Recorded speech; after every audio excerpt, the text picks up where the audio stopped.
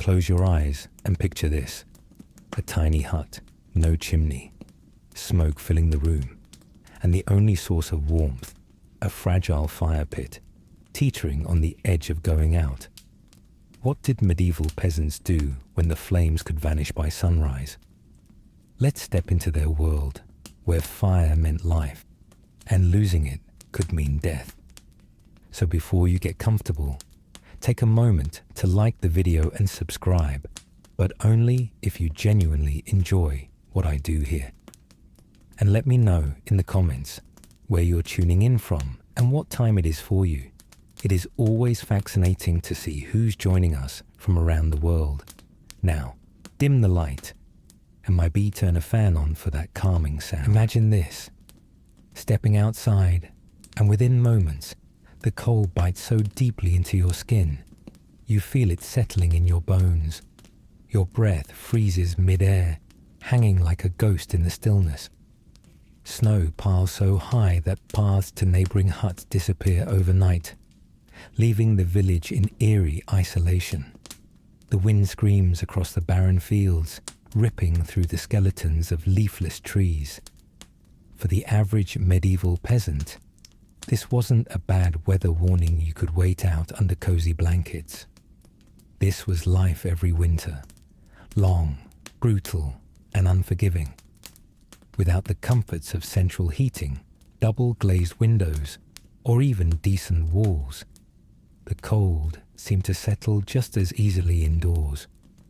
Peasant homes weren't built for warmth. These huts, often made of wattle and daub, a lattice of sticks plastered with a crude mixture of mud, clay, straw, and sometimes manure, did nothing to hold off the elements. The walls were thin, prone to cracking as the frost expanded and thawed them. And those little cracks were invitations for the outside air to creep right in, turning homes into drafty wind tunnels. The thatched roofs, though iconic, weren't much better. Over time, the thatch sagged and thinned, leaving holes that invited rain, snow, or the occasional critter looking for a winter home of its own. Imagine sitting in one of those huts on the coldest night of the year. You'd hear the wind battering its way through every crevice. It wasn't just a muffled whistle, it was a howling, gut-deep roar that made the walls shudder. Inside, the smoke from the hearth lingered in the air because most homes had no chimneys. The thick grey haze sat heavy, stinging your throat and making each breath harsh and sharp, especially for the children or elderly. Eyes would burn, lungs would ache, but there was no choice. You either lived with the smoke, or you lived without fire entirely, which wasn't living at all. And when the fire wasn't roaring, the cold crept further in. You'd feel icy drafts brushing against your face as you tried to sleep, every exhale visible even indoors. To understand how harsh these winters were, you have to think about the materials they lived with. Unlike stone castles or timber-framed homes of the wealthier classes, peasant huts were about practicality and cost. Stone was expensive and out of reach. Timber required skilled labor and often permissions from landowners. So they relied on what was available: mud, straw, dung, all cheap and easy to gather, but miserably ineffective at keeping warmth inside. These homes couldn't hold any heat for long. Science today explains why. Materials like mud have high thermal conductivity, meaning they suck heat out of the air faster than they trap it in. It's like pouring water into a leaky bucket. You're constantly trying to fill something that can't stay full. Even the insulation many of us take for granted didn't exist. There were no padded walls, no lined curtains, and certainly no extra blankets to stuff into cracks. Instead, peasants would make do with what they had. They'd scramble to fill gaps with bundles of straw or moss, sometimes soaked in animal fat to give it an extra layer of waterproofing. These fixes worked temporarily, but they were messy, smelly, and often needed constant maintenance. Worse still, the fat-soaked cloths attracted rats and other pests, which, let's face it, were the last things you'd want sharing your already freezing home. This was survival in its barest form. It wasn't about comfort or creating a warm haven to escape to. All those minor conveniences we think of, throwing on an extra sweater, moving to a warmer room, or cranking up a thermostat, weren't options here. Survival depended on ingenuity, no matter how makeshift it looked. Every gap stuffed, every piece of straw added to the walls, every handful of moss rammed into a drafty corner meant another night you might not freeze in your sleep. But stepping outside was an entirely different challenge, one you couldn't always avoid. Picture trudging through waist-high snow, your feet wrapped in little more than layers of rough cloth or poorly stitched leather. There were no waterproof boots. Once your feet got wet, the cold would seep in faster than you could walk back. If you paused too long to catch your breath, there was always the risk of frostbite, especially in extremities like fingers or toes. Most peasants didn't know terms like frostbite, but they knew its effects well. Blackened, useless digits that could kill if the infection spread too far. And yet, survival demanded you journey out, even in the harshest weather. Firewood needed collecting, food needed sourcing, and livestock needed tending, no matter how deep the snow or how cruel the wind. Still, when you stepped back into the relative safety of your hut, you'd find no relief. Rather than the warmth of shelter, the air inside was damp and cold, with muddy floors absorbing the chill from the ground. And those same walls, patched and repatched again, were often wet to the touch, the moisture from thawing snow or rain soaking straight through. Everything was perpetually damp, the bedding, the clothes, even the straw lining the floors. To sleep on a winter night meant wrapping yourself in layers that barely held any heat, feeling the constant itch of fleas or the sting of spiders crawling into the folds of fabric in search of warmth themselves. The nights weren't just cold, they were long. Medieval peasants didn't mark time by clocks, but winter meant more hours of darkness than most of us can imagine.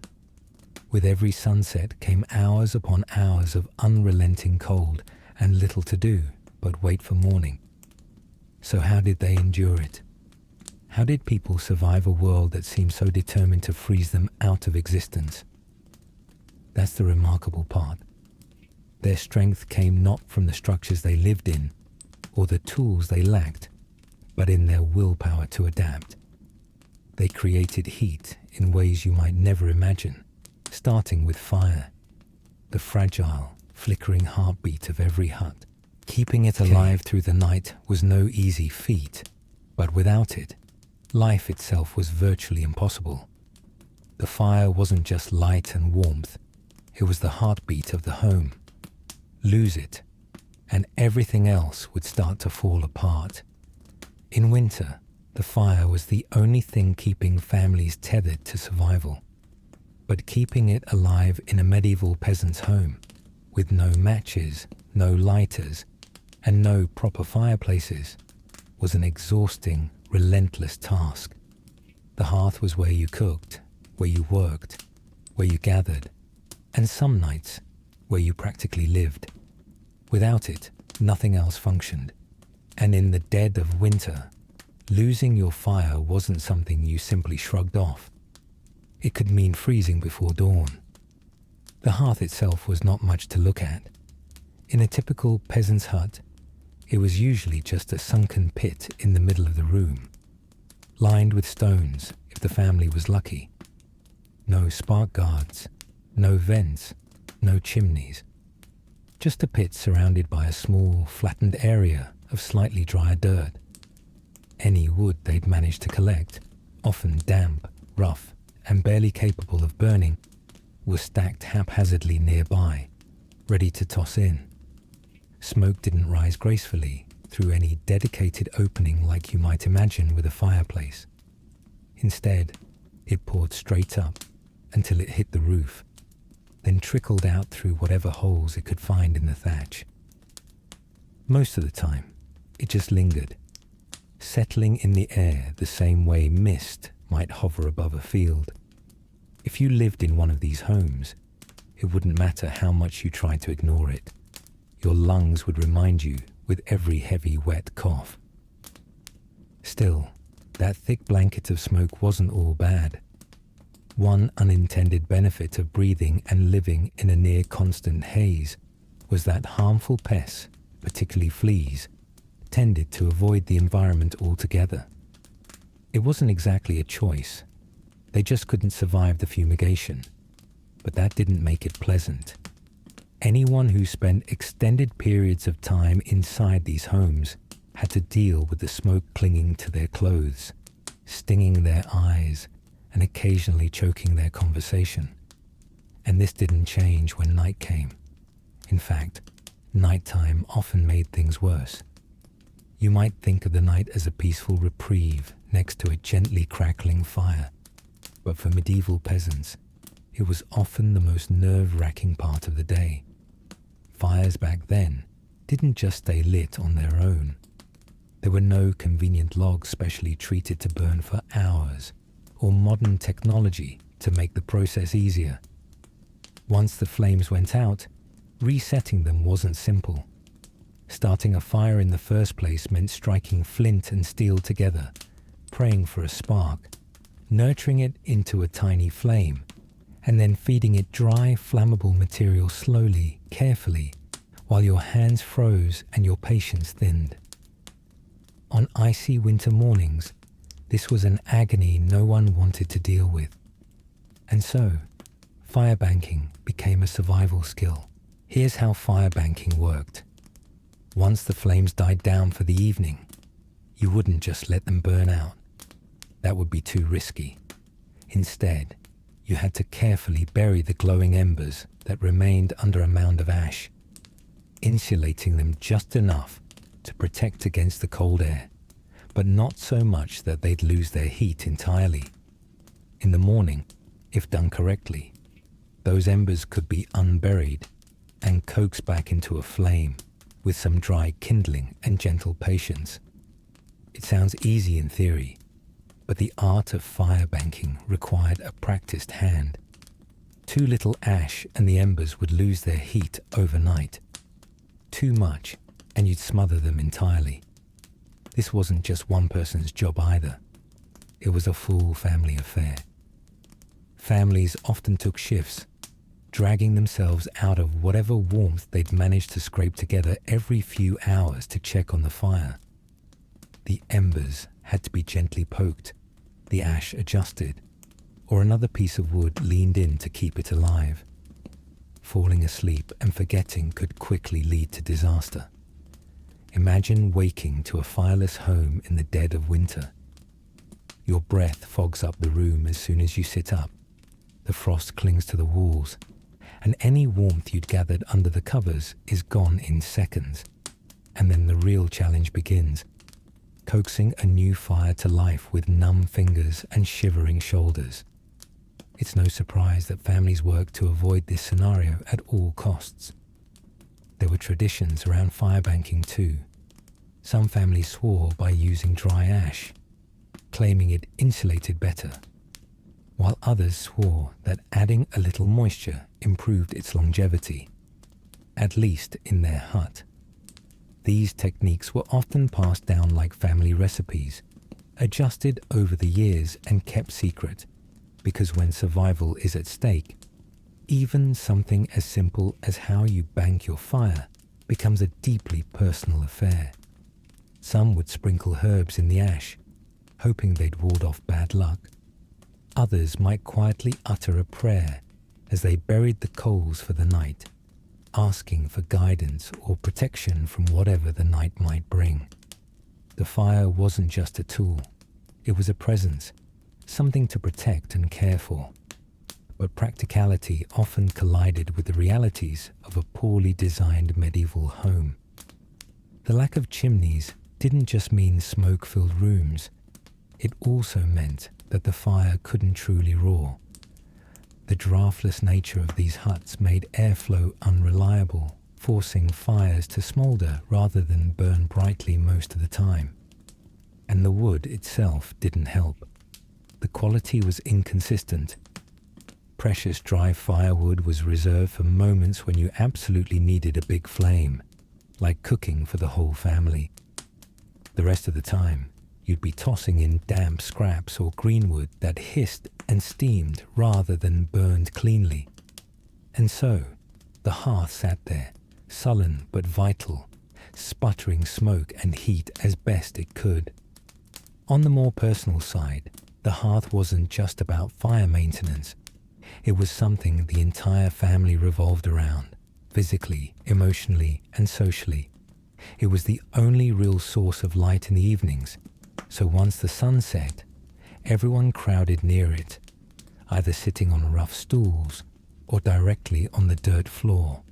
That's where meals were prepped, stories were told, and small chores were completed.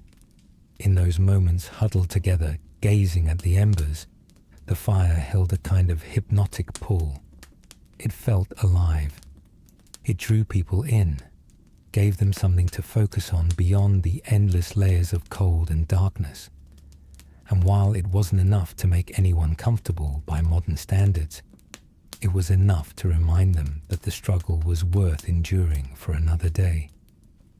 For the most vulnerable, children, the elderly, and anyone sick, the spot nearest the hearth was often reserved. Distance from the fire meant less heat, and less heat could mean real consequences for already weakened bodies. It was a kind of unwritten rule of survival. Those closest to the brink got first access to warmth. Space was tight, of course, and the jostling for position also meant families learned to compromise in ways modern people might find impossible. You sat where you could, leaned in when the flames perked up, and moved to the shadows when others needed the spot more. No arguments, no room for selfishness. The fire didn't play favorites. Ultimately, the hearth wasn't just a token of warmth, but a symbol of persistence. It was a beacon in homes where tangible comfort was almost impossible to achieve. Sure, the smoke choked, the fire banking exhausted, the ash dirtied everything, and the fuel seemed to burn faster than you could replenish it. But it was the difference between living and freezing. Beyond that, it was hope distilled into something physical, something visible in the soft orange glow that pushed against the deep, hungry blackness of winter nights. And yet, for all it offered, fire wasn't everything. Even the most dedicated firekeeper couldn't stop the chill entirely. To truly stay warm, people had to think beyond the hearth, sometimes even turning to unlikely companions for heat. Because let's face it, when survival's on the line, you make friends with whatever can keep you alive. When the fire wasn't enough to battle the relentless chill, survival depended on a surprising source of warmth. Sheer proximity. And I don't just mean cozying up with family. In medieval winters, when temperatures dropped to deadly levels, families, neighbors, and even livestock would hunker down together into the tightest, warmest corners of a home. Privacy gave way to practicality, and comfort was replaced with raw necessity, because the more bodies you had, the more heat you could generate. It didn't matter much who, or sometimes even what, provided that heat. Picture a small timber or wattle and daub hut, damp and smoky, with space so limited that squeezing in even a few bodies felt like a game of human Tetris. On the coldest nights, survival meant piling into the softest patch of ground near the fire, creating what might crudely be called a human lasagna. Younger children, who were most vulnerable to cold, often wriggled their way into the middle of the group, sandwiched between parents or older siblings. The elderly, too, were protected by positions at the center, heads and shoulders buried beneath layers of rough wool or patched blankets. Those lucky enough to find themselves in this prime position were often shielded from icy drafts. For the unfortunate souls pressed against the edges, however, the wind clawing through the gaps in the walls ensured their night wasn't exactly restful. Sleeping too close to anyone also came with certain risks. Someone rolling over in their sleep and stealing your blanket, or worse, inhaling the distinct perfume of unwashed wool and weeks-old sweat. But nobody complained.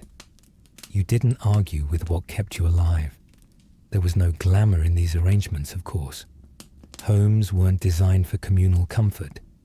They were designed for barely functional survival. Straw, rushes, or whatever bedding material a family could scavenge functioned as a makeshift mattress, flattened quickly under the collective weight of bodies sprawled across it nightly. Fleas would burrow into the bedding, itching your skin mercilessly as you tried to keep your teeth from chattering.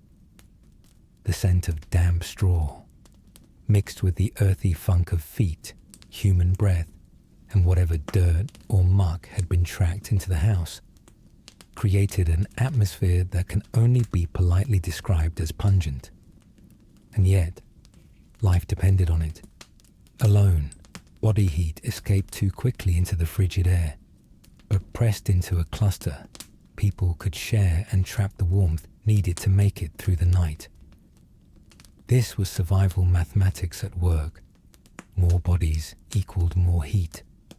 It wasn't uncommon for families to open their already packed homes to neighbors or travelers, well aware that one more body in the pile could mean the difference between a freezing death and another sunrise.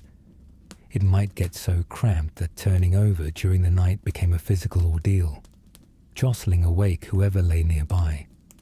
If you weren't careful, a poorly timed movement could expose someone to a brief but brutal draft, earning you the kind of glares that made campfire stories of witches and curses seem tame by comparison. But it wasn't just humans crammed into these tight quarters. Livestock, a cow, a few goats, maybe even the occasional pig, frequently spent their nights inside the home as well. This wasn't some quirky peasant tradition. It was pure pragmatism. In the absence of insulation, animals provided an irreplaceable source of extra warmth.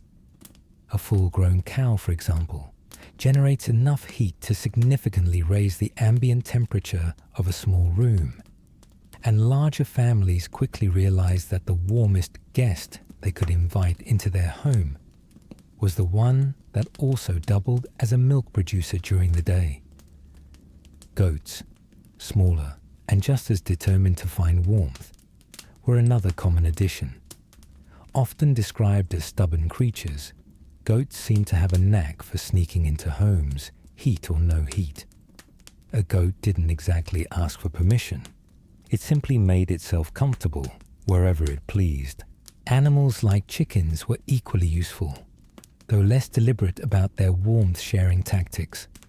Perched on rafters, nestled in old baskets, or huddled beneath benches, chickens added a degree or two to the freezing air just by being present.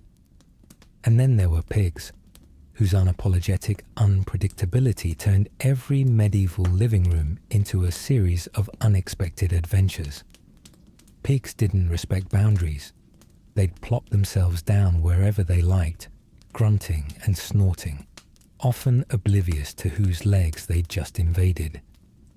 Sharing your straw bedding with a pig certainly wasn't ideal, but in the battle between warmth and pride, warmth always won.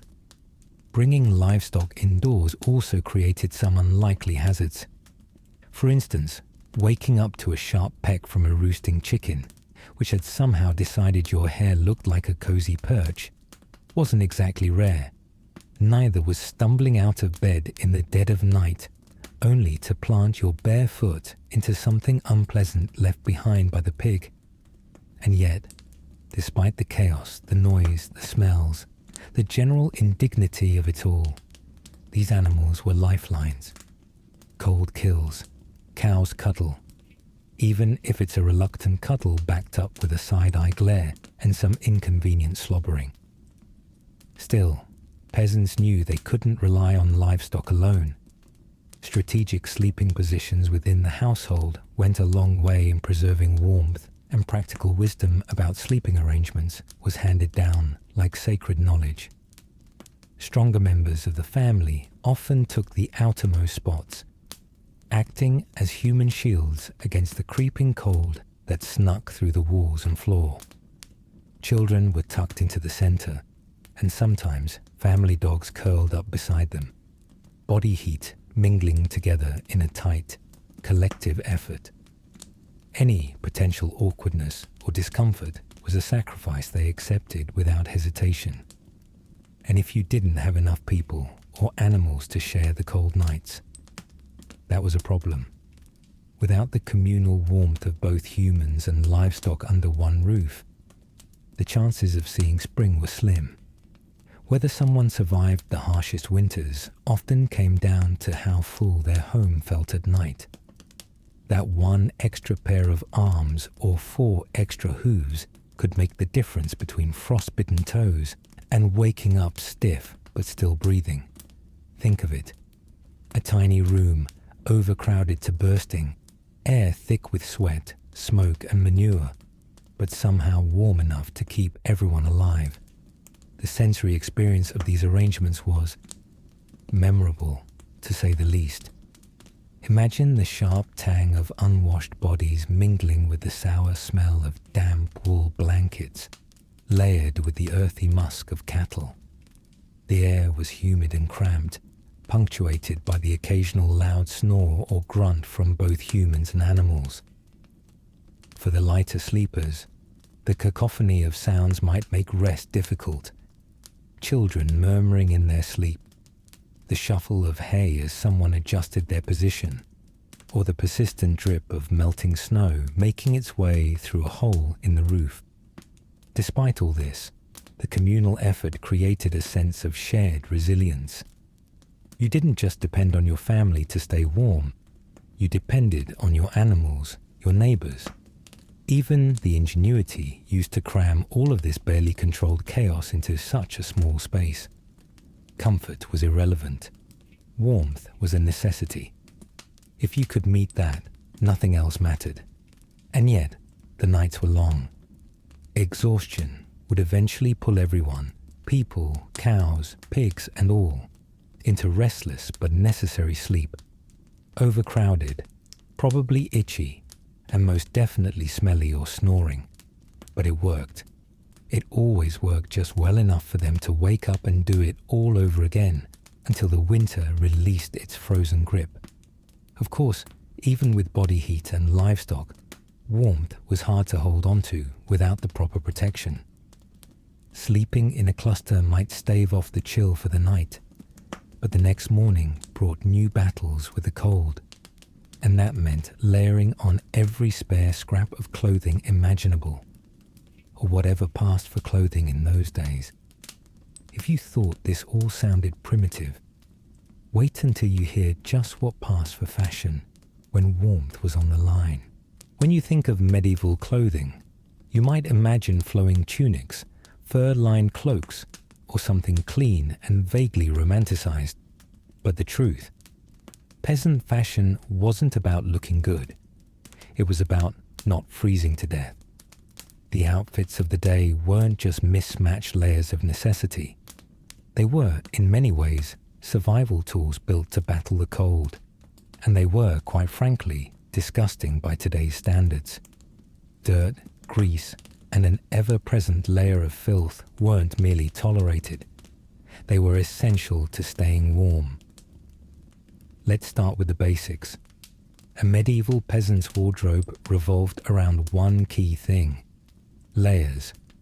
A single tunic wasn't going to cut it when temperatures dropped below freezing.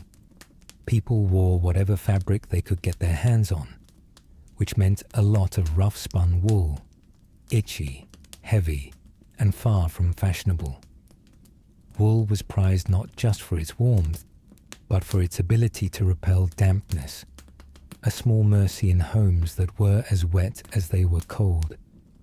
Over that first layer of wool, another, hopefully thicker, tunic might be added if the family could afford it. Cloaks were draped over shoulders, long and heavy, often pieced together from scraps or sometimes lined with sheepskin for added insulation. If your luck ran out, you might be left with a cloak so threadbare it did more to block the smoke from the hearth than the wind from outside. Now let's talk about boots. If you think everyone in the Middle Ages walked around in sturdy, weatherproof footwear, think again. A well-made boot was a rarity, not a standard issue. Most peasants resorted to wrapping their feet in layers of cloth or rags, sometimes stuffing these makeshift coverings into wooden clogs. It wouldn't take long before the rags became damp from the snow or slush seeping in. And when your feet were wet, the cold didn't take much time to work its way in either.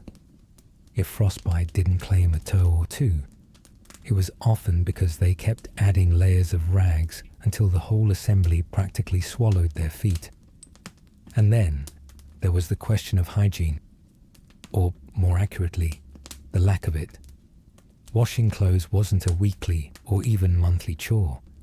It was a rare event, certainly avoided in winter unless absolutely necessary. Why? Because washing, in medieval terms, meant hauling your garments to the nearest frozen stream, smashing through layers of frost, then dragging soggy fabric back to your home, where drying it could take days. Damp clothes, meanwhile, were a death sentence. A frozen tunic wasn't just uncomfortable, it could rob your body of heat faster than being outside with no tunic at all. So peasants made a choice. They skipped the wash, and by skipped, I mean for months at a time. Their clothes reeked of smoke, sweat, and lanolin, a greasy substance naturally found in wool that only deepened the aroma. But this layer of filth, believe it or not, had a purpose. Over time, the built-up dirt and grease came with an unintended advantage. It clogged the tiny gaps in the rough-spun fabric, acting as a wind-resistant barrier. In a way, filth turned into medieval weatherproofing. The smell didn't exactly make it a pleasant experience, but it was one more way peasants faced the elements head-on. Clothes weren't just layered, they were patched, pieced together, and endlessly reused. That patchwork cloak draped across a peasant's back may have been carried by 3 or 4 relatives before it ever made its way to them.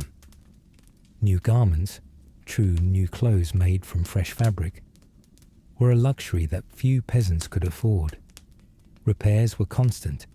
If a tunic tore, it wasn't thrown away. It was stitched up, probably with mismatched thread, and worn until it was barely recognizable as clothing. Shoes, if they had them, went through the same endless cycle of repair, often patched with scraps of leather or cloth that didn't match, but were functional enough to add another few weeks of use. Of course, all the layering and practicality couldn't prevent a persistent problem common to medieval clothing: fleas. These little parasites were an unavoidable part of everyday life in homes, where livestock often lived under the same roof. The itch of flea bites was constant, and thick layers of unmoving, unwashed fabric only created breeding grounds for more of them. Imagine lying down to sleep, bundled in layer after layer of clothing, unable to escape the scratching that came from beneath. Still, even knowing the fleas were there, peasants stuck to their bundling methods, because stripping down to eliminate them would invite something worse. Freezing to death, hats, scarves, and gloves were the unsung heroes of medieval winter wear. A simple woolen cap could mean the difference between waking up with warm ears or frost-nipped ones. Scarves often doubled as head wraps, trapping body heat around the face and neck where it escaped most quickly. Gloves were homemade, pieced together from scraps of leather or even stitched fabric. They didn't have the sleek design we might imagine today. One source rather memorably describes them as resembling sad puppet costumes. But elegance wasn't the point. If you had gloves, no matter how misshapen or unattractive they were, they helped ward off frostbite. Every tiny piece of protection mattered in a world where fingers could be lost to the cold before signs of frostbite even had time to fully develop. Children, meanwhile, were swaddled to the point of near immobility. Parents would wrap them in as many layers as their meager resources allowed, resulting in waddling little figures who, if they fell down, likely struggled to get back up. Heavy wool cloaks, leggings stuffed into layers to cover every gap, mittens patched with anything close at hand, keeping kids from shivering uncontrollably was an ongoing project. If they ended up looking like overstuffed turnips, as one observer might call it, at least they weren't freezing turnips. While every layer helped, there came a point where clothes simply couldn't stop the deepest cold from creeping in. Winter winds sliced through even the thickest wool coats, and frost built up on clothing if you spent too much time outside. When the biting air finally seeped through, it wasn't always layers of fabric that solved the problem. Sometimes it was the strategic use of other sources of heat, like a heated stone clutched to the stomach or a spot next to a body-warmed cow. At night, even the most elaborately bundled individual wasn't immune to drafts finding their way under multiple layers of fabric, burrowing in to steal the last bit of warmth before morning came. Clothing in medieval winters wasn't just a wardrobe. It was armor for survival. Every stained tunic, scratchy scarf, or patched cloak had to work overtime to keep its wearer alive. Dirt and grease turned from nuisances into necessary features of the fabric, providing a kind of primitive insulation that no one expected, but everyone quietly relied on. Laced with functionality, cloth was stitched, not with style in mind, but out of true desperation. Peasants didn't care how they looked, so long as they could withstand another hour of bitter cold. Still, even dressing yourself in as much warmth as possible couldn't solve the bigger problem. The ground beneath your feet, frozen solid and leaching away your body heat as you slept.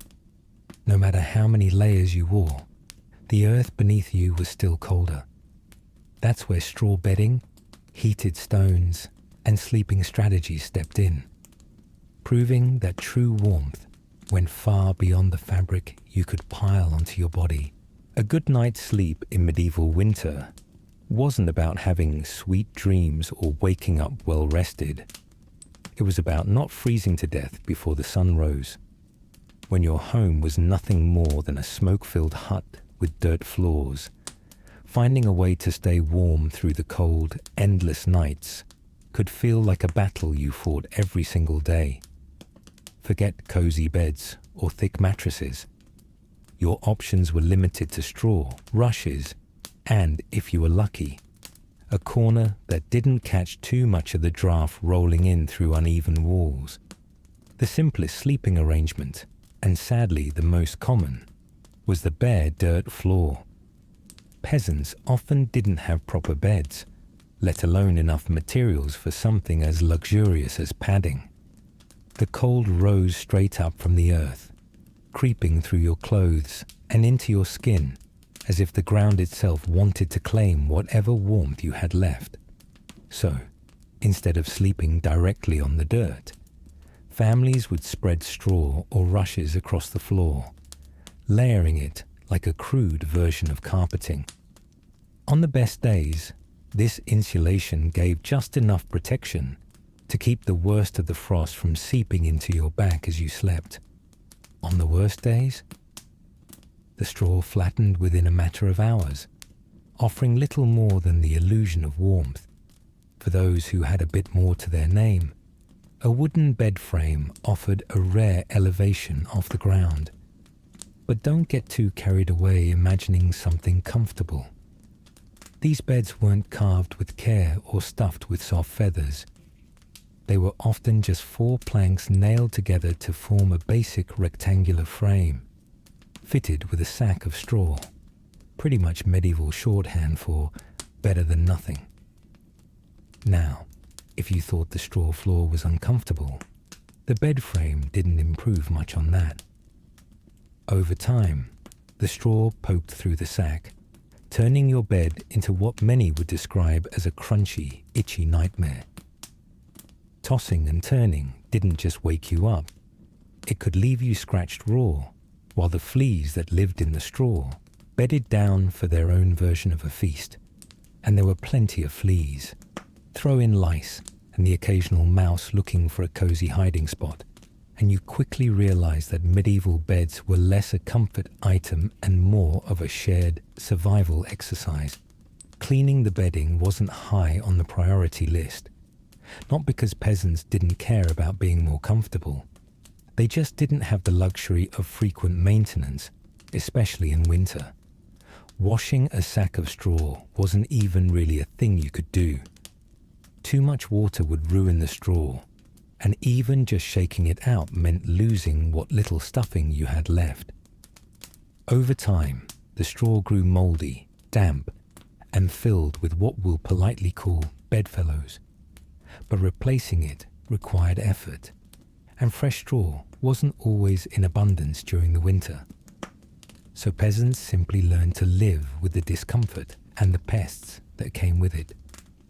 For those without bed frames, rushes presented an equally rough alternative. Rush mats were woven from hardy plants, spread out across the floor to create a barrier between bodies and the frozen ground below. They were, admittedly, a slight improvement over plain dirt floors. As an added bonus, some families mix lavender, rosemary, or other strong-smelling herbs into the mats, trying to mask the overpowering combination of livestock odors, body sweat, and the lingering dampness of the home. But there was a catch. The fresh smell of the herbs never lasted. Within a day or two, those lovely rushes were just another layer in the muddy, trampled, bug-ridden mess that defined medieval home interiors. Still, anything was better than nothing when it came to surviving the night. Sleeping arrangements in peasant households weren't just about protecting yourself from the cold ground. They were also carefully planned out to prioritize survival. The most vulnerable, children, the elderly, or the sick, were often placed in the warmest spots, closer to the fire pit or buried under the heaviest shared blankets. Everybody else filled in wherever there was space, creating tight, sprawling clusters of bodies that piled their combined heat to stave off the cold. Sleeping on the outside of the group usually meant accepting the unpleasant task of fending off icy drafts. It wasn't uncommon for stronger members of the family to serve as literal barriers, shielding the others. There was nothing glamorous about lying in the path of a freezing gust of air pushing through cracks in the walls, but it was one of those sacrifices you made to keep someone more vulnerable alive. Still, there were nights when even the thickest straw bed or warmest corner offered little protection. That's when medieval peasants resorted to creativity in the form of heated stones and hay boxes. The concept sounds simple, and it was, but it was effective. A stone large enough to retain heat was left by the hearth during the evening, soaking in the fire's warmth. Before bed, the stone was wrapped in cloth to prevent burns and tucked in, alongside whatever blankets or straw bedding was being used. Think of it as an early version of a hot water bottle, minus the water. The stone radiated heat for hours, warming toes, hands, or any part of the body it was pressed against. The hay box, another clever if crude solution, worked similarly. Heated stones were placed inside a thick box stuffed with hay, which acted as insulation. The box retained heat much longer than the stone alone, allowing peasants to draw warmth from it throughout the night. These makeshift heaters weren't perfect. They cooled down eventually, and they required close proximity to be helpful. But when you had nothing else, they made a world of difference on nights when the frost seemed to curl its fingers into every corner of the house. Of course, heated stones and hay didn't last forever, and when the warmth finally faded, you were back to relying on simple body heat for insulation. This made every sleeping arrangement, no matter how basic or uncomfortable it seemed, a calculated move toward survival. The truth is, medieval peasants didn't conquer the icy ground so much as learn to live uncomfortably above it. Every scratchy, smelly, bug-infested layer of straw, rushes, or hay was a small defense against the unrelenting cold. A good night's sleep wasn't measured by how well you rested. It was about waking up the next morning with all your fingers and toes still intact, and maybe, if you were lucky, fewer flea bites than usual. That was considered a victory. But sleeping strategies weren't the only way peasants fought off the cold. Even with the warmest beds imaginable, one thing was certain. If you weren't eating well, you wouldn't last the winter. Because as much as fires warmed the home and bodies huddled for heat, survival in medieval winters had to start from the inside out. Food wasn't just nourishment, it was fuel, and finding enough of it during the darkest months of the year. That was a battle all its own. When the wind twisted like a knife and snow weighed heavy against the rooftops, medieval peasants turned to the one thing that could push the cold back from the inside: food. Simple, filling, and stripped of any luxury. Food wasn't just about keeping hunger at bay. It was fuel, calculated and consumed with the goal of survival. A full belly might not make you warm, but it gave your body the tools to keep the frost from taking over. And in the middle of a medieval winter, that was as close to comfort as you were going to get. Dinner, or more accurately, the one major meal of the day, was served with the cold night in mind. Hearty stews bubbled low over the hearth, filling the smoke-heavy air with the mingling scents of root vegetables and salty broth. These stews were practical by design. Onions, turnips, parsnips, whatever hardy vegetables were stored from earlier in the year, all tossed in with dried herbs and maybe a slab of salted meat if it was a lucky day. Every bite was packed with calories that would burn slowly, providing the body with a steady stream of energy to last through the long, freezing hours. And nobody left the table hungry. That would have been the same as leaving the table vulnerable to the cold. Now, let's not pretend any of this was gourmet. These meals weren't crafted to impress. They were big, brown, and bluntly efficient. Food meant to sit in your stomach like a warm brick. Fatty foods were prized for this reason. Lard, bacon grease, or the fat from whatever animal scraps they could find was mixed into everything. That wasn't just to make the flavor tolerable. Fat burns slower than lean proteins or simple carbs, creating slow, sustained warmth from the inside out. Winter survival was basically medieval thermodynamics. Calories equal heat, and heat equals a better shot at waking up alive. Bread, when it was around, played a central supporting role. Forget soft baguettes or the fluffy loaves you might picture now. This was dense, chewy rye bread or coarse barley flatbreads, so tough they almost dared you to break a tooth. But they delivered calories, and that's all that mattered. A slice dunked in stew would soak up every ounce of the broth it touched, softening it just enough to chew and making sure not a single calorie went to waste. And if the bread itself was stale, You had no choice but to work those jaw muscles and be grateful for one more way to fortify your body against the cold. Meat was a rarer treat.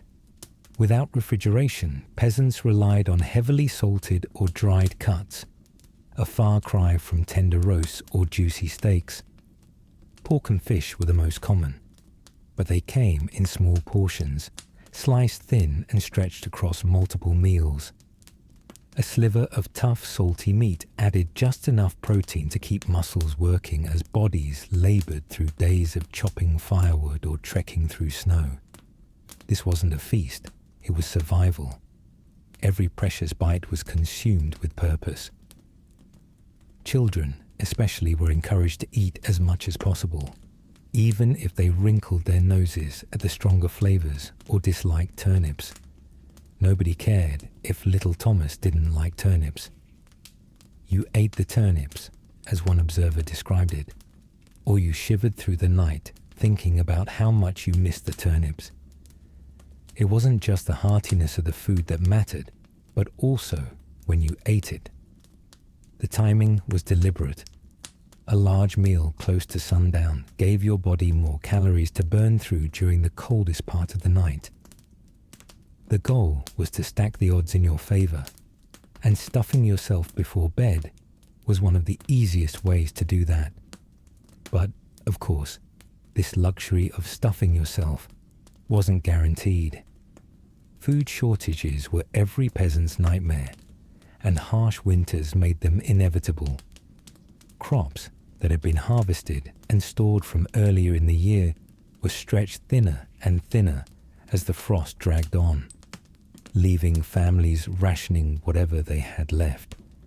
Preparation and preservation were critical, particularly in the autumn months leading into winter. Before the cold truly hit, meat was salted and dried. Grains were packed and stored in whatever containers could keep rodents out.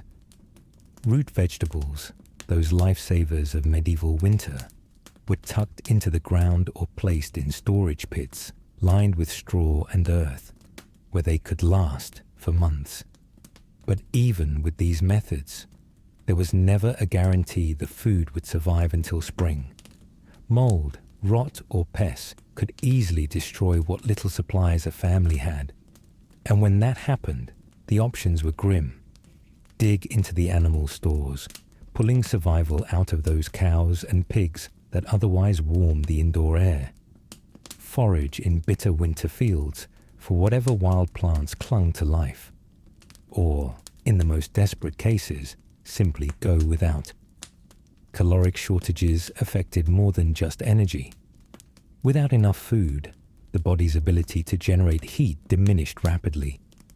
You can wrap yourself in all the layers in the world, crowd yourself between every cow and chicken you own, but if your internal fire is out, none of it matters.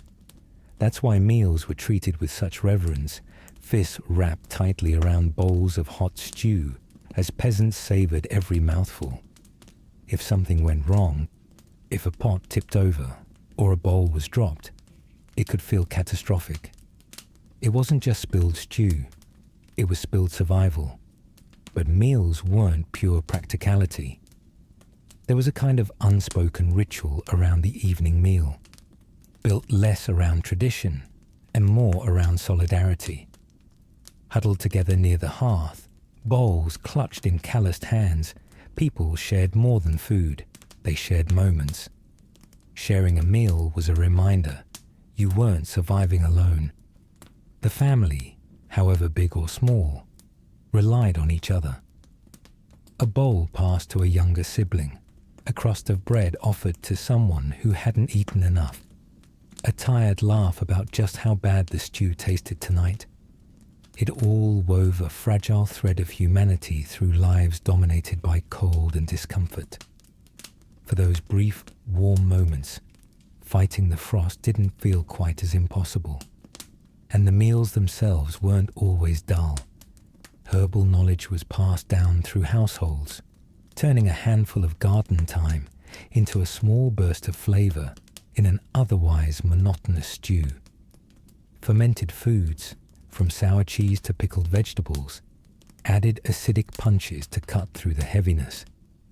These small touches didn't reinvent the meal, but they added a flicker of liveliness to the dark days of winter.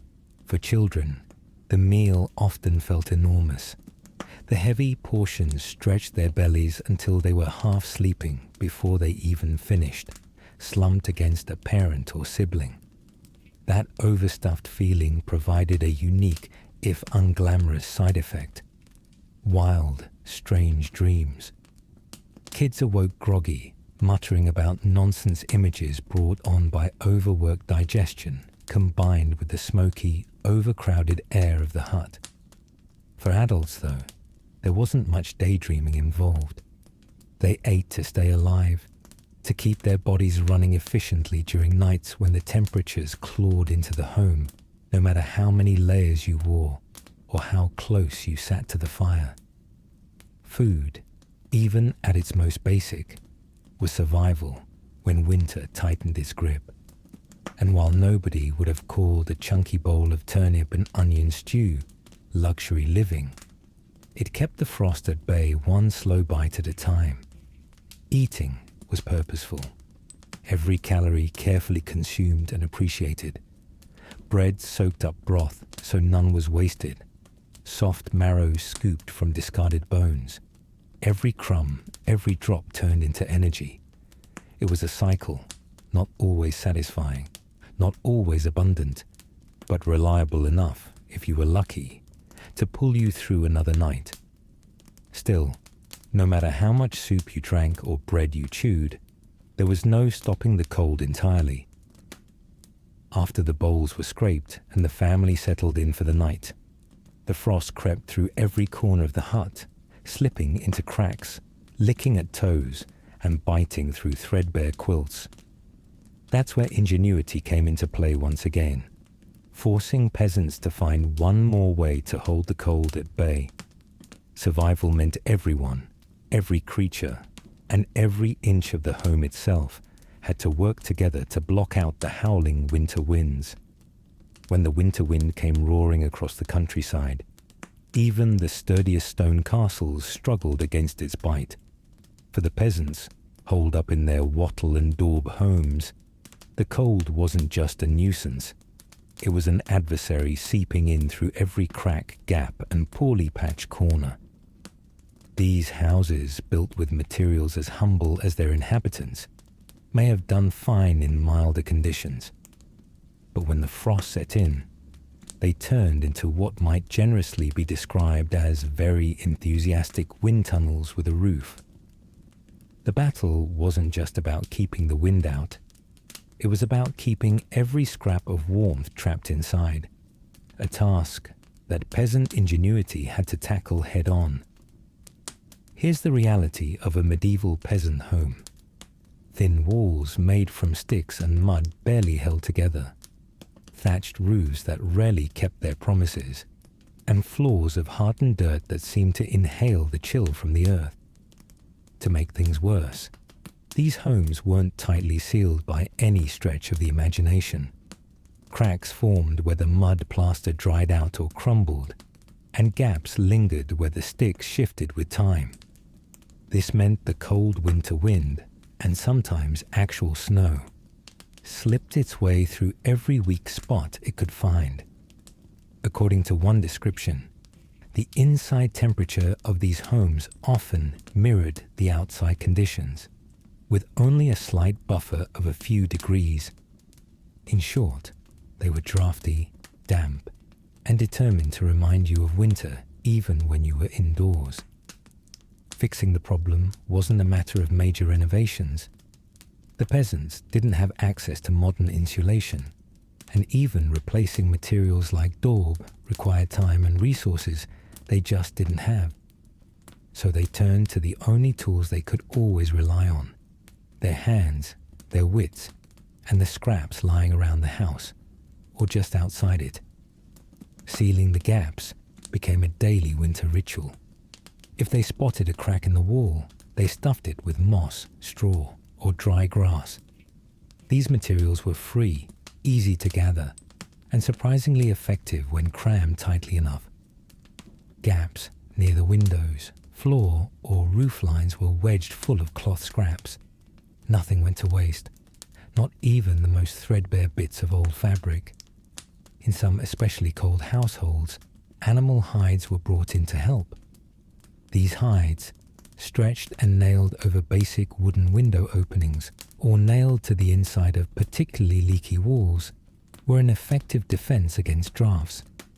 However, the drawback: you couldn't exactly wash them. Over time, these makeshift wind barriers began to add their own layer to the home's already distinctive aroma. And if hides weren't readily available, peasants often took an equally creative approach: old cloth soaked in animal fat.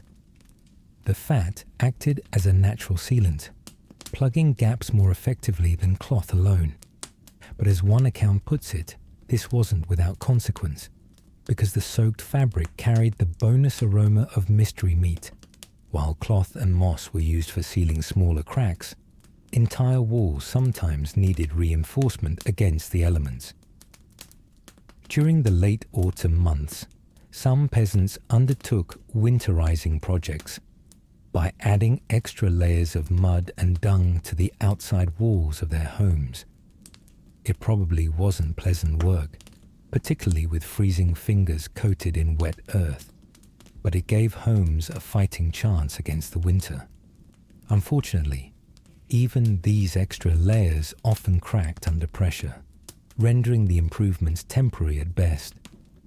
Yet any delay in the full brunt of the cold was welcome, even if the house quickly returned to feeling like a slightly sad patchwork quilt.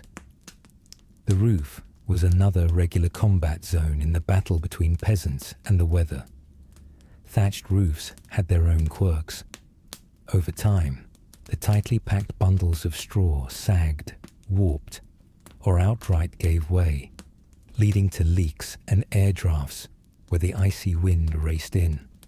Fixing these gaps often meant scrambling onto your roof in the bitter cold to shove bundles of reeds, or, in extreme cases, chunks of turf into the holes. The end result wasn't exactly pretty, but it kept the snow out and brought the family below a little more peace of mind. Inside, the sensory experience of these attempts to block the cold was hard to ignore. The sharp, earthy smell of damp moss seeped into the air, while crammed straw added a scratchy texture to any surface it covered. Hides and fat-soaked fabrics introduced their potent odors, mingling with the smoke curling through the room from the ever-present fire, until every breath carried an unpleasant mix of wet earth, burnt air, and something distinctly animal. But when weighed against the alternative, the paralyzing chill, a little bonus aroma of mystery meat was a small price to pay. These efforts were admirable, even creative, but far from perfect. Moss worked reasonably well in the short term, but it had a tendency to dry up and crumble, leaving gaps exposed again. Straw was famously flammable, a real problem around the open flames of a hearth, and weak against moisture. While hides and fat-soaked cloths worked well in sealing gaps and stopping drafts, they couldn't cover wider areas, leaving the larger flaws in construction to remind everyone of just how little stood between them and the freezing outdoors. The wind was relentless, as though it was intentionally testing how much a peasant's determination could hold back its icy fingers. That's the thing about the medieval winter. Despite all the efforts, the cold always found a way back in, stuffing walls, layering fabrics, rebuilding parts of the roof. These measures only delayed the inevitable. The warmth still trickled out, and the chill still clawed its way in. But for medieval peasants, perfect solutions were the stuff of fairy tales. Survival wasn't neat or tidy. It was persistent.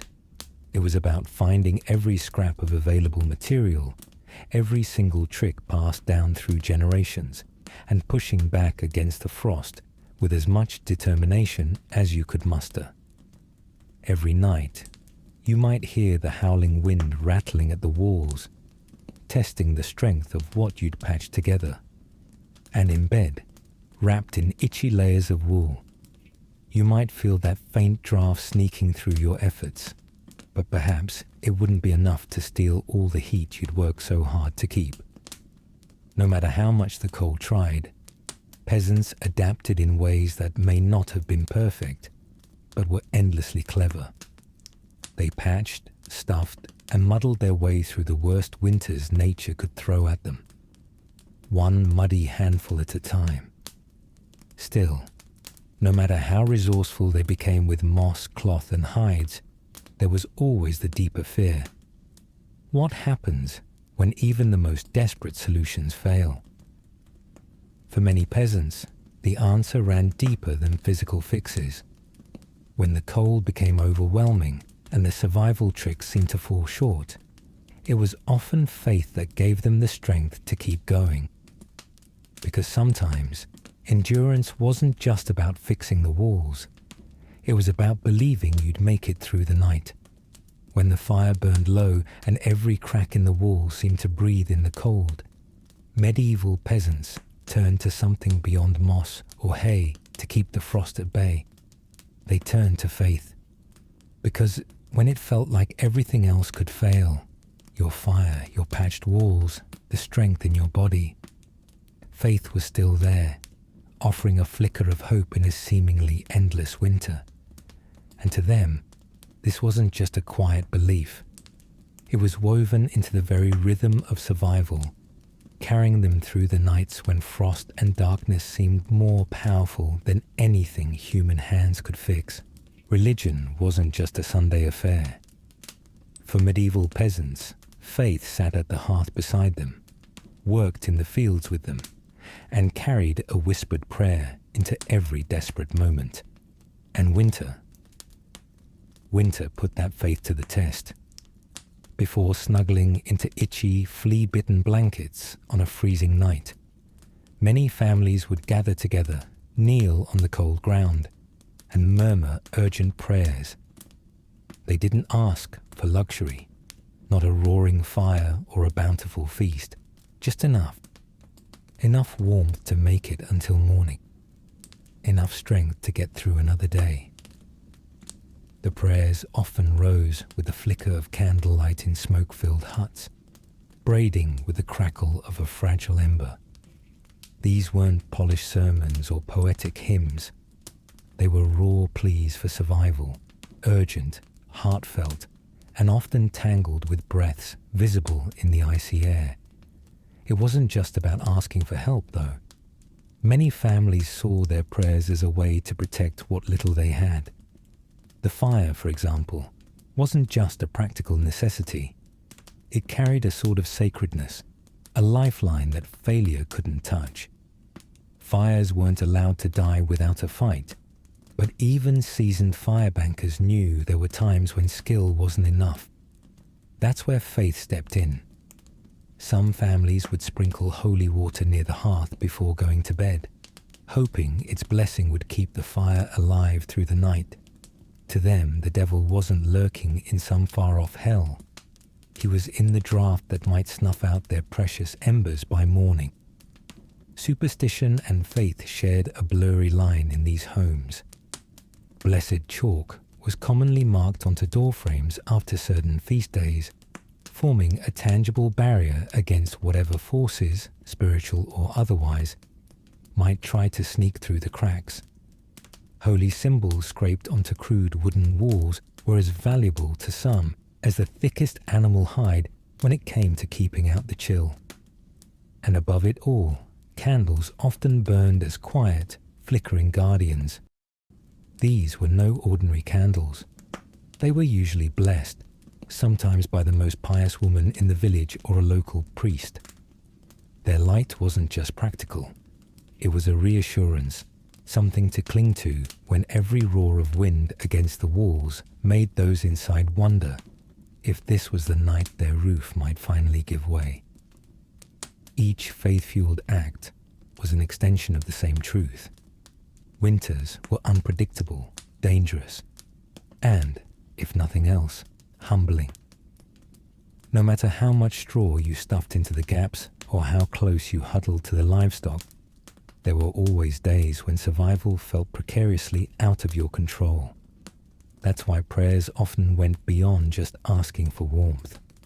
Some were directed at specific saints, each holding what seemed to be a particular niche in the world of peasant survival. Saint Samé, for instance, was invoked to protect against throat ailments, an ever-present danger in homes where every breath was filtered through smoky, dampened air. The cold didn't just chill you, it weakened you, making illnesses that began as dry coughs or sore throats something far more dangerous. St. Nicholas, not yet the jolly gift-giver we imagine today, was another popular figure during the darkest months. To peasants, he wasn't there to hand out toys. He was there to safeguard their households from sudden collapse, a fearful but all too common possibility when supplies grew scarce. These prayers were deeply personal, varying from village to village and often from family to family. Some spoke in hushed tones, while others may have sung softly into the darkness, voices mingling with the crackling fire. The words didn't have to be formal.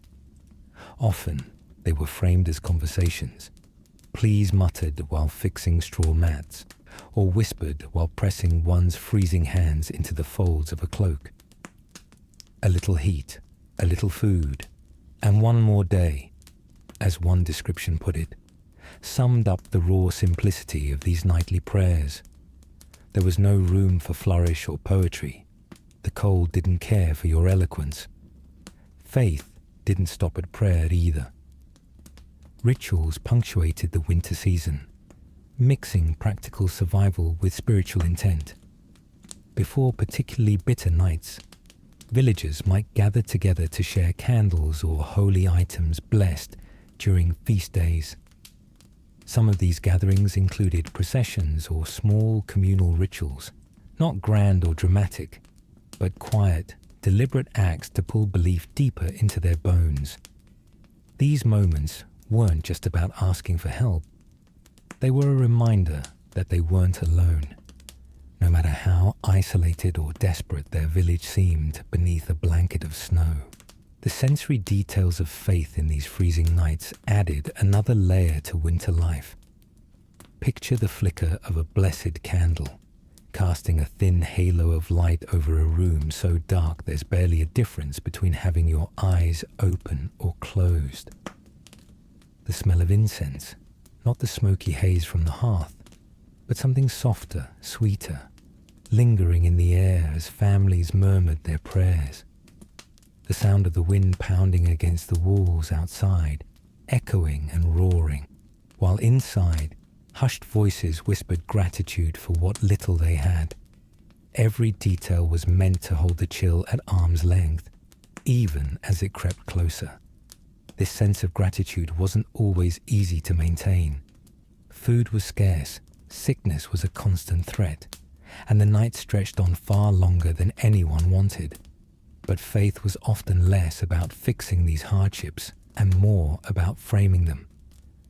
For medieval peasants, survival was as much about perspective as practicality. You gave thanks for the fire you still had, even if it stuttered and smoked. You muttered blessings over the food on your plate, no matter how bland or meager it might be. In short, you found warmth not just in the practicalities of survival, but in the belief that hardship wasn't meaningless. It pushed you, yes, but it also bound you tighter to your family, your community, and the belief that there was more to endure for than the present moment. Faith didn't just help peasants endure the cold. It gave them a way to make sense of it. The rituals, the prayers, and the whispered invocations weren't just acts of protection. They were acts of defiance. In a world where survival often felt fragile, even impossible, faith was the one thing that no frost, no illness, no gnawing hunger could take away. When the cold scraped away at every physical defense they had, faith gave them a reason to try again the next day. It was the ultimate reminder that even in the darkest nights, when the fire burned low and the frost threatened to claim the very walls around them, there was still something untouchable, something no winter could ever extinguish.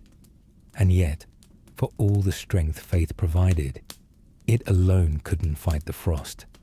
Survival didn't come from just one source.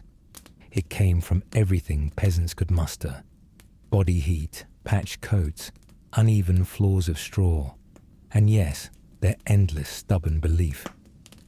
To survive winter meant pulling all of these things together. Redefining what comfort or warmth even meant in a world as harsh as theirs. Because survival wasn't just about endurance, it was about finding life in whatever scraps of warmth and light you could hold on to. For medieval peasants, survival was measured not in luxury or comfort, but in the accumulation of small victories. It wasn't just about making it through the night.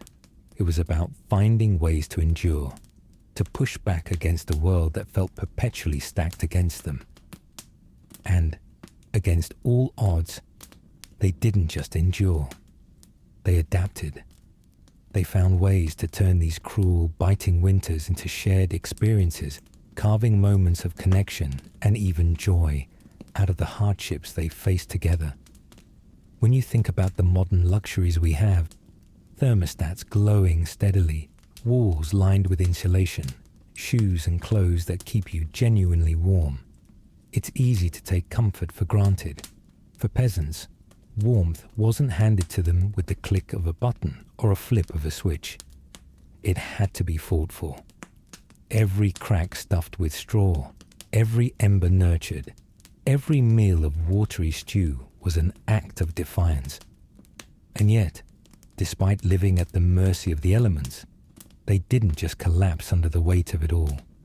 They found happiness, small, fleeting glimpses of it, in ways that shaped not only their survival, but their sense of meaning. Take the hearth, for example. It wasn't just where they cooked or tried to stay warm. It was the center of their world, a literal and emotional anchor. Families gathered there not just for necessity, but for each other. Imagine it. Everyone sitting shoulder to shoulder, staring into the flicker of the fire, sharing scraps of food or stories handed down from memory. The smoke hung heavy, your clothes itched from days of wear, and yet there was laughter. A child's giggle as they tilted dangerously close to someone. An older sibling or parent catching them just in time. A half-hearted joke about how someone, usually somebody's father, snored loud enough to scare the wind right out of the cracks in the wall. In that atmosphere, it wasn't the fire itself that held all the warmth. It was the people. Community wasn't just helpful in this fight against the cold. It was everything. These villagers didn't retreat into isolation, even when the snow piled high enough to block roads and disconnect them from the world beyond. They leaned on each other, pooling what they had, whether it was wood, extra scraps of food, or muscle strength to repair damage that storms had done to a neighbor's home. If someone's hearth fire went out, it wasn't uncommon for neighbors to offer a spare ember, setting it carefully into a thick clay pot to protect it from the wind. This wasn't charity. It was survival, a mutual understanding that no one made it through alone. As harsh as the winters were, they brought people closer, forcing them to build and rely on a kind of closeness modern life doesn't often demand. And then there was creativity. Even in the bleakest conditions, medieval peasants turned necessity into a source of pride and ingenuity. When they couldn't afford to waste firewood, they invented careful methods like fire banking to stretch the life of their coals. When layered clothing was all they had to fight the cold, They learned to sew thick linings into their tunics or grease their boots to repel wet snow. These weren't just clever tricks, they were triumphs, small and personal but deeply meaningful. Waking up to discover the embers were still glowing under their carefully banked ash wasn't just a relief. It was a moment of quiet pride, proof that their effort, their persistence, had made one small victory against a world that kept trying to freeze them out. Think about their mornings for a moment. The sun would rise over fields cloaked in frost, light seeping through the cracks in their homes, soft orange and white hues painting the dirt floors. By all measures, it wasn't warm yet, not even close, but the sight of that light was often enough to nudge people awake with a flicker of hope. Atulelo ember ast gelentet, hogi atus udra eletra kafato. The frost on the roof sparkled in a way that, maybe just for a moment, made the harshness of winter look beautiful. These tiny, sensory moments, the warmth of a fire finally catching, the crunch of frost-covered straw underfoot, the feel of a slightly warmer patch of sunlight hitting your face through a hole in the wall, became part of their day-to-day narratives. Small, yes, but enough to remind them that life was worth fighting for, one frigid day at a time. Even meals, as simple and monotonous as they were, created moments of connection that went beyond just feeding the body. Imagine sitting around a communal dish, elbows brushing, passing hunks of bread around as the steam from a shared stew blurred the edges of candlelight. Sure, the food wasn't exciting. Stew made from turnips, a few wild greens, and, if they were lucky, salted pork. But it was filling, and most importantly, it was theirs. There was satisfaction in this act of providing, in knowing everyone went to bed just a little less hungry. Those mealtimes, smoky and loud, weren't moments anyone looked down on.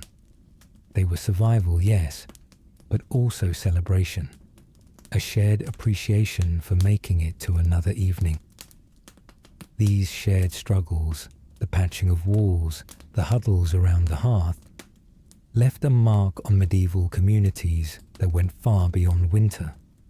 That deep reliance on each other, born out of mutual suffering, wove a fabric stronger than any reed roof could ever be.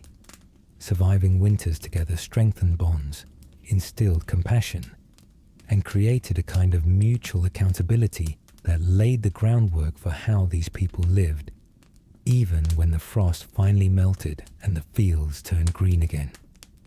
The laughter shared during harsh winters, the borrowed embers, the whispered prayers, they weren't just survival tactics. They were the basis of traditions, of trust, of resilience.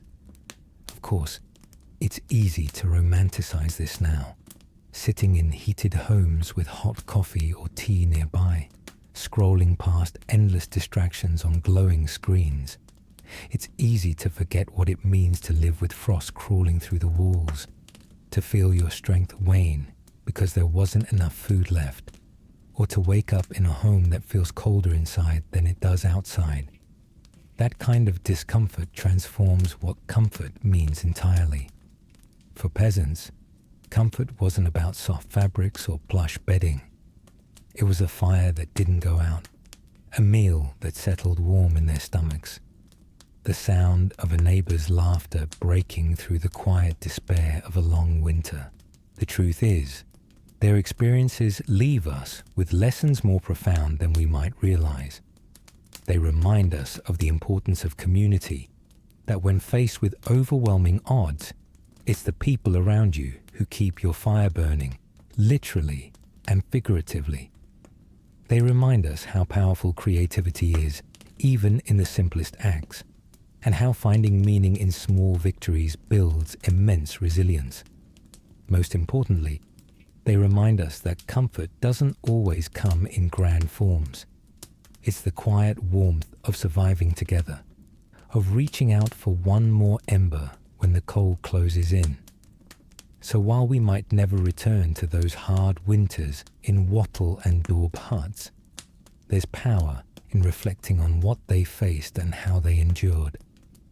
That flicker of hope in a surviving ember, the smell of smoke curling softly from a neighbor's shared fire, the sight of frost melting at dawn. Even today, there's something there that holds an ancient lesson. Perhaps it's gratitude, resilience, or just the reminder that at its core, survival has always been a shared effort. And if they could make it through those nights, maybe we can too. Medieval peasants showed us that survival isn't just enduring, it's adapting. Every ember they coaxed back to life, every draft they battled with straw and faith, was proof of their resilience and ingenuity. They didn't have the warmth we take for granted, but they built communities, shared strength, and invented ways to live through the coldest nights. So tonight, as you enjoy the warmth they could only imagine, take a moment to appreciate their creativity. It's their grit and hunger for survival that brought us to comforts we barely notice today. And if the past intrigues you, don't forget to subscribe. Sweet dreams.